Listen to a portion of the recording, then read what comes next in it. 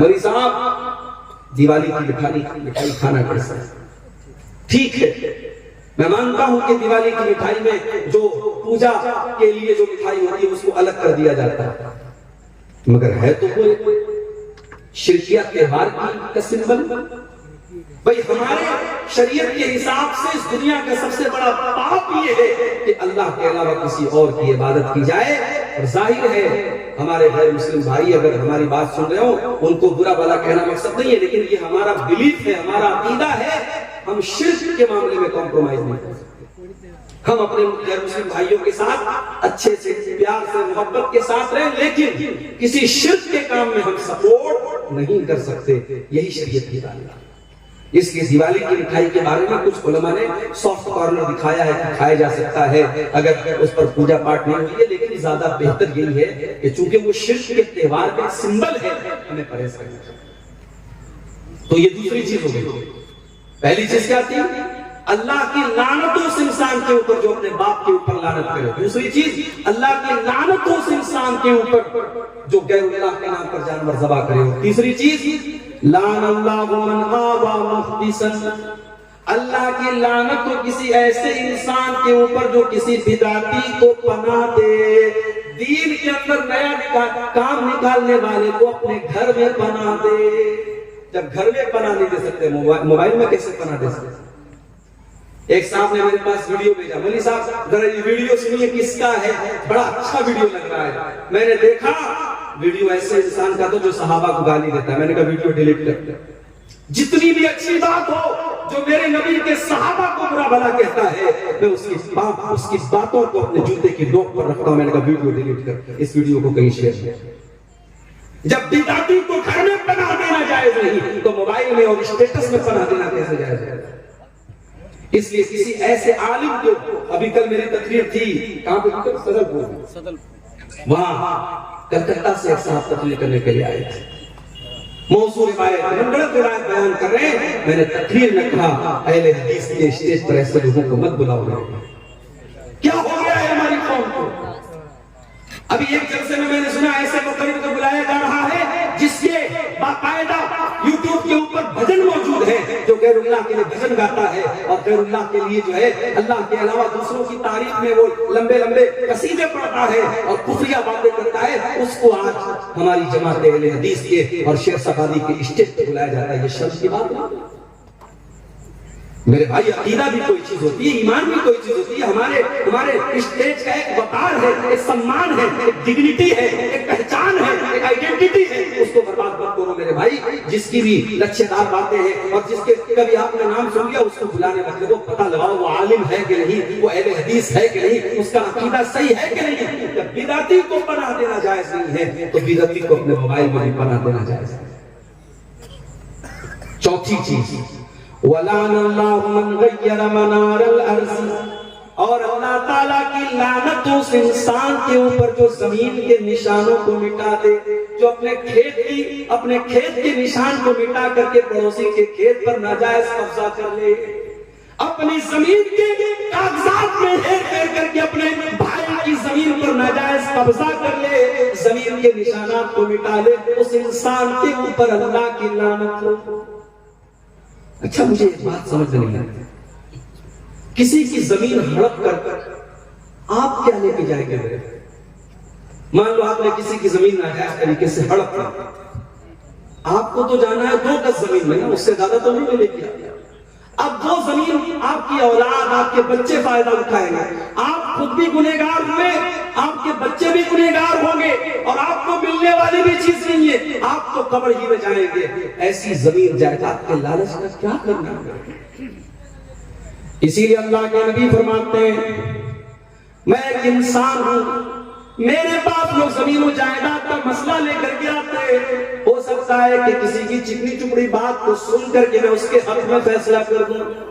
اے میرے صحابہ کان کھول کر کے سن لو، اگر میں نے غلط فیصلہ کر دیا اور جو حقدار نہیں تھا اس کو میں نے دوسرے کی زمین دے دی، تو کان کھول کر کے سن لو، فَإِنَّمَا أَقْطَعُ لَهُ قِطْعَةً مِّنَ النَّارِ، میں زمین کا ٹکڑا نہیں دے رہا ہوں، میں جہنم کی آگ کا ٹکڑا دے رہا ہوں۔ اس لیے وہ زمین لینے والا کان کھول کر کے سن لے۔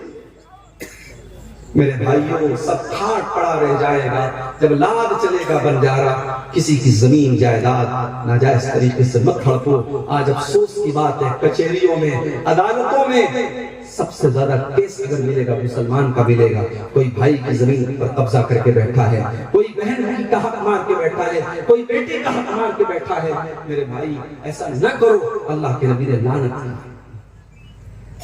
اور آگے بڑھیے، لعنت کا حقدار بنانے والا دوسرا کام، اللہ کے پیارے نبی فرماتے ہیں لعن اللہ آکل الربا وموکلہ وکاتبہ وشاہدیہ، اللہ کی لعنت ہو سود کھانے والے پر، سود کھلانے والے پر، سود کی گواہی دینے والے پر، اور سود کو لکھنے والے پر۔ اور آپ نے آگے یہ بھی فرمایا وَهُمْ سَوَاءٌ، سب کے سب برابر ہیں، کھانے والا بھی برابر، کھلانے والا بھی برابر، سود لکھنے والا بھی برابر، اور سود کی گواہی دینے والا بھی برابر۔ آج یہ کام بھی بڑے دھڑلے سے ہو رہا ہے۔ کوئی بندھن لون چل رہا ہے صاحب، عورتوں کو لون دیا جا رہا ہے، بینک والا آتا ہے مردوں کو کنارے کر کے پہلے عورتوں سے بات کرتا ہے، تمہیں لون چاہیے؟ پہلے سے بیوی بیچاری اس کو اس کے شوہر نے سکھایا بول دینا ہاں چاہیے، لاکھ 2 لاکھ روپے کا لون بڑی آسانی سے مل جاتا ہے، ہر مہینے بیاج بھرا جا رہا ہے۔ میرے بھائی یہ مسئلہ آپ کو کس نے بتا دیا کہ بیاج کا صرف لینا حرام ہے؟ اللہ کے نبی فرماتے ہیں بیاج کھانے والے پر بھی اللہ کی لعنت اور بیاج کھلانے والے پر بھی اللہ۔ اور ایک بات اور سن لو، بیاج کھانے کے بعد اگر آپ نماز پڑھ رہے ہیں، حج بھی کر رہے ہیں، عمرہ بھی کر رہے ہیں، اس بات کا ڈر ہے کہیں ہماری عبادتیں ہمارے منہ پر مار نہ دی جائیں۔ سود بیاج کھانے والے کی عبادتیں اس کے منہ پر مار نہ دی جائیں، اس لیے کہ اللہ کے نبی نے بڑے سخت الفاظ میں فرمایا ہے کہ سود اور بیاج کے 70 سے زیادہ درجے ہیں، اس میں سب سے ہلکا درجہ یہ ہے ان یزنی الرجل بامہ، انسان اپنی سگی ماں کے ساتھ۔ کوئی سوچ نہیں سکتا، کوئی تصور نہیں کر سکتا کہ اپنی ماں کے ساتھ زنا کرے۔ سود کھانے والا اپنی ماں کے ساتھ زنا کرنے سے زیادہ خطرناک ہے۔ اور قرآن تو یہاں تک کہتا ہے سود کھانے والوں کے بارے میں فَإِن لَمْ تَفْعَلُوا فَاعْذَرُوا بِحَرْبٍ مِّنَ اللَّهِ وَرَسُولِهِ، اگر تم بیاج کھانا نہیں چھوڑتے، اگر تم سود کا لین دین نہیں چھوڑتے تو اللہ سے جنگ کرنے کے لیے تیار ہو جاؤ۔ تمہارے اندر طاقت ہے، تمہارے اندر ہمت ہے تو اللہ سے لڑائی کر کے دکھا دو۔ اللہ سے کون میرے بھائیوں لڑائی کر سکتا ہے؟ اس لیے سود کا لین دین بالکل بند کر دو۔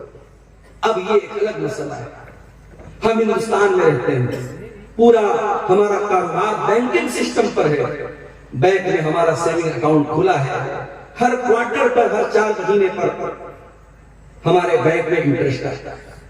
تو کیا مسئلہ ہے بھائی؟ کوئی مسئلہ نہیں ہے، بینک کی پاس بک کو اپڈیٹ کرو، چیک کرو میرے پاس کتنی انٹرسٹ آ رہا ہے، کتنا بیاج آ رہا ہے۔ جو سال میں بیاج آ رہا ہے اس بیاج کو آپ بینک سے نکال لو، کسی غریب کو، کسی بیمار کو، کسی ضرورت مند کو دے دو۔ اس لیے نہیں کہ ثواب ملے گا، اس لیے تاکہ وہ پیسہ استعمال ہو جائے، بینک اس کو استعمال نہ کرے، آپ بھی اس کو استعمال نہیں کریں گے، کسی ضرورت مند کو دے دیں گے، بس اپنی جان چھڑانے کے لیے۔ یہ بالکل سمپل طریقہ ہے، باقی کسی اور طریقے سے انٹرسٹ اور بیاج سے فائدہ اٹھانے کی کوشش مت کرو، یہ بہت بڑا بات ہے۔ آگے بڑھتے ہیں، تیسری چیز، لعنت کا حقدار بنانے والی تیسری چیز، حضرت عبداللہ بن مسعود فرماتے ہیں لعن اللہ الواشمات والمستوشمات والمتنمسات والمتفلجات، اللہ کی لعنت ہو ایسی عورتوں کے اوپر جو ٹیٹو بنواتی ہیں، ایسی عورتوں کے اوپر جو ٹیٹو بناتی ہیں، اور ایسی عورتوں کے اوپر جو ٹیٹو بنواتی ہیں۔ ٹیٹو بنوانا حرام ہے، مرد بنوائے تب بھی حرام، عورت بنوائے تب بھی حرام۔ آج کل بڑا رواج چلا ہے، شوہر بیوی کے نام کا ٹیٹو بنوا رہا ہے، بیوی شوہر کے نام کا ٹیٹو بنوا رہی ہے۔ حرام ہے ٹیٹو بنوانا۔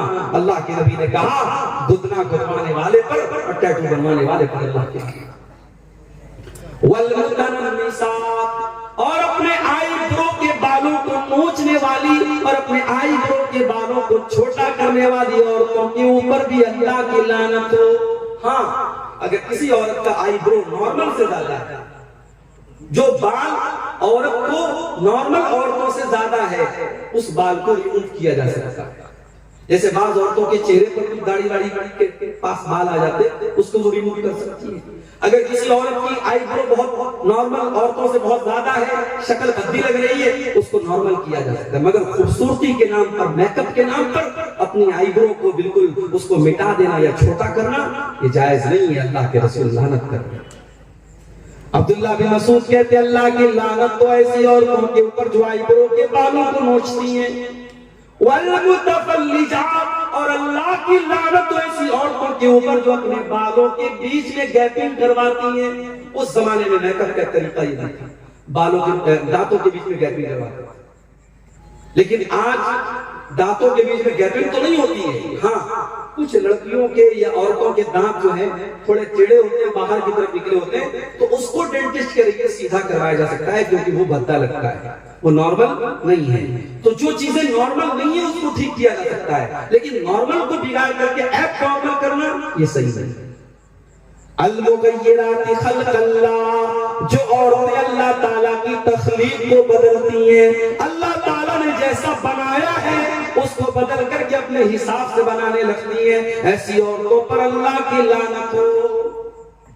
یہ کس نے بیان کیا؟ عبداللہ بن مسعود نے, بہت بڑے صحابی عبداللہ بن مسعود. جب انہوں نے یہ بات بیان کی, ایک عورت تھی قبیلے بنو اسد کی, اس کا نام تھا ام یعقوب. اس عورت کو پتا چلا کہ عبداللہ بن مسعود ایسی ایسی باتیں کر رہے ہیں. وہ عبداللہ بن مسعود کے گھر آتی ہے اور کہتی ہے بلغنی انک لعنت کیت بکیت, اے عبداللہ مجھے پتا چلا ہے کہ آپ ایسی ایسی عورتوں کا نام لے کر کے لعنت کر رہے ہیں. حضرت عبداللہ نے فرمایا بالکل صحیح سنا ہے تم نے, میں آج بھی لعنت کرتا ہوں, اور میں لعنت کیوں نہ کروں جس کے اوپر اللہ کے رسول نے لعنت کی ہے اور جس کا ذکر اللہ نے اپنی کتاب میں قرآن میں کیا ہے. او میری پیاری ماں بہنوں, اب ذرا غور سے سننا میں جو بات بیان کرنے جا رہا ہوں. جب اس عورت نے یہ سنا کہ حضرت عبداللہ یہ فرماتے ہیں کہ جن عورتوں کے اوپر قرآن میں لعنت کی گئی ہے میں ان عورتوں کے اوپر لعنت کیوں نہ کروں, تو وہ عورت کیا جواب دیتی ہے؟ وہ کہتی ہے قرأت ما بین الدفترین, اے عبداللہ میں نے پورا قرآن پڑھا ہے, سورہ فاتحہ سے لے کر کے سورہ ناس تک, الحمدللہ رب العالمین سے لے کر کے من الجنۃ والناس تک. اے عبداللہ میں نے پورا قرآن پڑھا ہے, لیکن پورے قرآن میں مجھے کہیں پر ایسی عورتوں کا ذکر نہیں ملا. آپ یہ کہاں سے بیان کر رہے ہیں؟ اس سے پتہ یہ چلا کہ وہ عورت قرآن کی حافظہ تھی.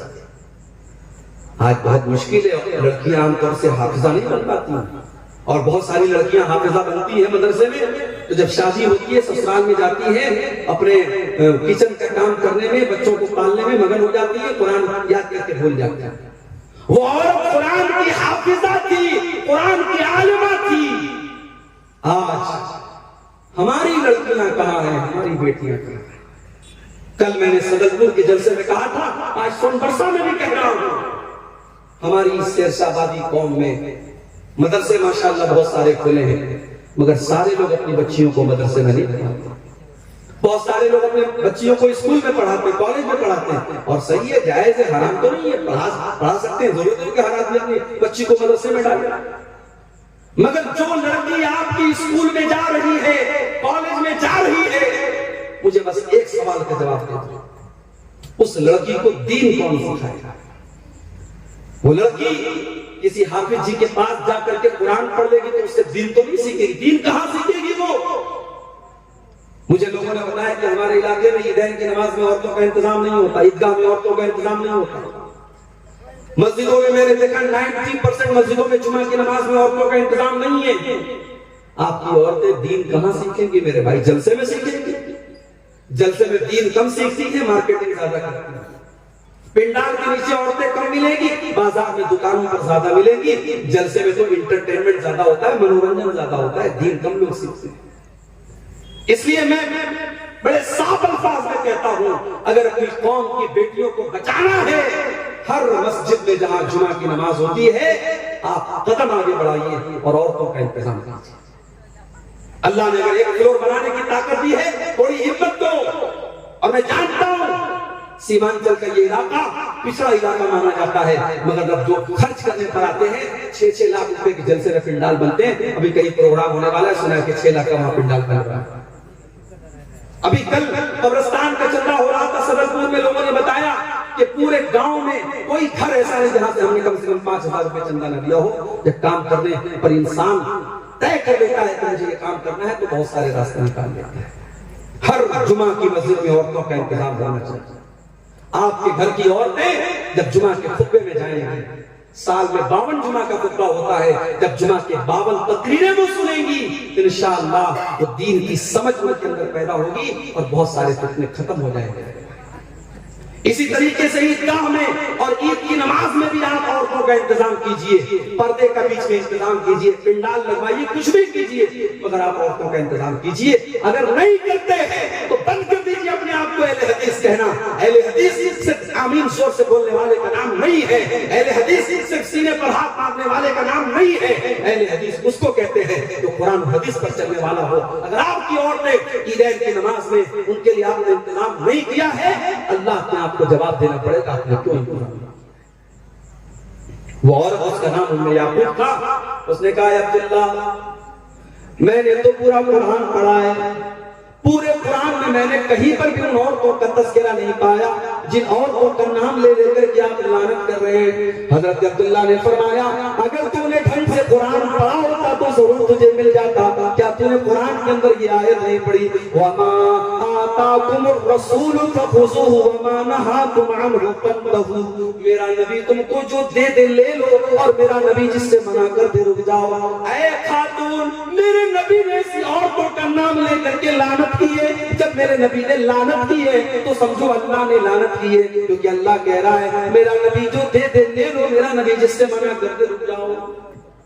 कहती है हाँ अब आपकी बात समझ गई। उसके बाद वो औरत कहती है ऐ अब्दुल्ला मुझे पता चला है आपके घर की औरतें भी टैटू बनवाती हैं, मुझे पता चला है आपके घर की औरतें भी आईब्रो सेट करवाती हैं।